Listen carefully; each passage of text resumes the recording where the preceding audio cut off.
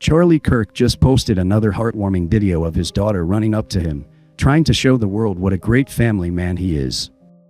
But there's something deeply disturbing about watching Kirk play the loving father while simultaneously supporting the mass slaughter of children overseas. This isn't just political hypocrisy, this is moral bankruptcy on a scale that defies comprehension. Kirk claims to be America first, claims to be a Christian, claims to care about families and children. Yet he's one of the loudest voices defending Israel's genocide in Gaza. Today we're going to expose the disgusting contradiction at the heart of Charlie Kirk's empire. Charlie Kirk runs Turning Point USA, an organization that pulls in $80 million per year. $80 million. That's more money than most small countries spend on their entire government operations. Kirk has millions of followers across social media platforms. He speaks at packed auditoriums full of young conservatives. He appears on Fox News regularly. He has access to the most powerful people in the Republican Party. He claims to represent the future of American conservatism.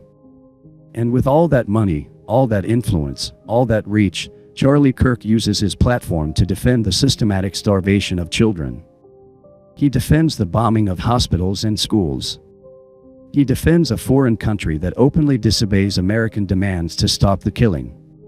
Kirk wraps himself in the American flag while advocating for policies that sacrifice American interests for a foreign nation.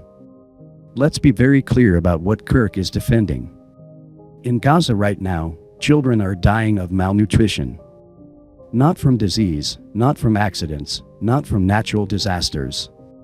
They're dying because Israel is deliberately blocking food from reaching them. This isn't speculation, this is documented fact. Aid trucks are sitting at the border while children waste away inside the strip. Israel controls every calorie that enters Gaza, and they're using that control to starve the population into submission. Charlie Kirk knows this. Everyone knows this. The entire world can see what's happening. But Kirk gets on his platforms and tells his millions of followers that anyone who criticizes this systematic starvation is anti-Semitic. He takes the moral anguish that normal people feel when they see children suffering and turns it into a weapon against them. Kirk has turned compassion into a thought crime. The man posts videos of his own daughter to humanize himself, to show his followers that he's a family man who cares about children. But apparently he only cares about some children. Kirk calls himself America First, but what's America First about supporting a foreign country that openly defies American diplomatic pressure? The Biden administration, for all its faults, has repeatedly asked Israel to allow more aid into Gaza. Israel has repeatedly refused. So we have an American administration asking for one thing, an Israeli government doing the opposite, and Charlie Kirk siding with the foreign government against his own country's stated policy. That's not America First. The man who built his career on opposing foreign influence is himself a vehicle for foreign influence. But it gets worse. Kirk doesn't just support Israel's actions, he actively works to shut down criticism of those actions. He uses his platform to smear anyone who questions Israeli policy as anti-Semitic. He's created an environment where young conservatives feel they can't express basic human sympathy for suffering children without being labeled as bigots. Kirk has turned Turning Point USA into a thought control operation. Students on college campuses who attend their events learn that they're supposed to be skeptical of government power, except when it comes to Israel. They learn that they're supposed to question foreign aid, except when it goes to Israel. They learn that they're supposed to put America first, except when America first conflicts with Israel first. The cognitive dissonance is staggering. Kirk will spend an hour explaining why American taxpayers shouldn't fund social programs for Americans, then turn around and defend sending billions in military aid to a wealthy foreign country. He'll criticize American politicians for not securing the border, then praise Israeli politicians for creating the world's largest open-air prison. This hypocrisy isn't accidental. It's the entire business model. Kirk has built his career by taking legitimate conservative concerns and redirecting them away from the sources of those problems. Young Americans are frustrated about foreign wars, so Kirk channels that frustration toward Iran instead of Israel. Young Americans are angry about immigration, so Kirk blames Mexico instead of the lobby groups that prevent immigration reform.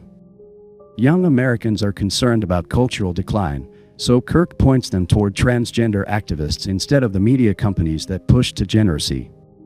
Every single issue that animates the conservative base gets the same treatment from Kirk. He takes real problems, identifies fake solutions, and makes sure the actual perpetrators never face scrutiny. It's controlled opposition masquerading as grassroots activism. The $80 million doesn't come from small dollar donations from college students. It comes from wealthy donors who have very specific interests in maintaining very specific narratives.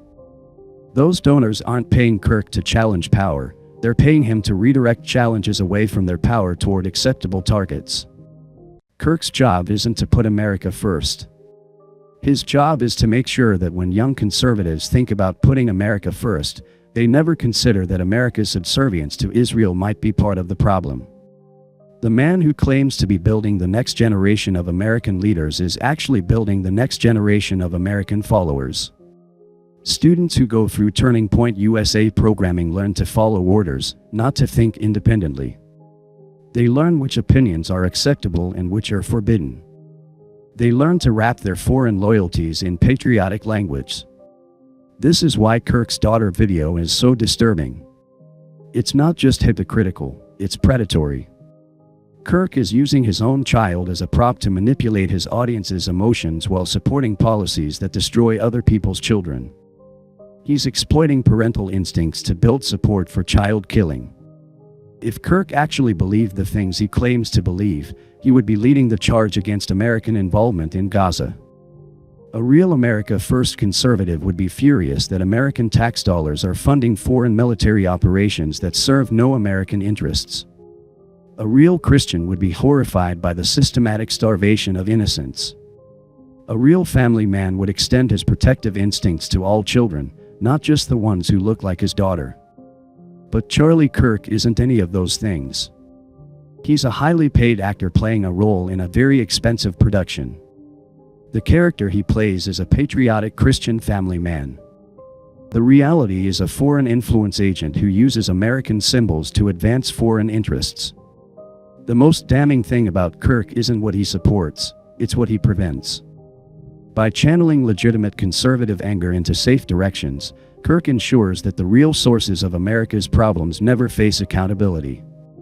He's not just wrong about Israel, he's deliberately wrong in ways that protect the very power structures that are destroying American sovereignty. Every dollar donated to Turning Point USA is a dollar that goes toward maintaining the status quo that's destroying America. Every student who attends a Turning Point USA event comes away more confused about America's real enemies, not less. Every time Kirk opens his mouth about foreign policy, America gets weaker and Israel gets stronger. Charlie Kirk isn't America first. He's Charlie Kirk's bank account first. The conservative movement deserves better than a $80 million fraud wrapped in a flag.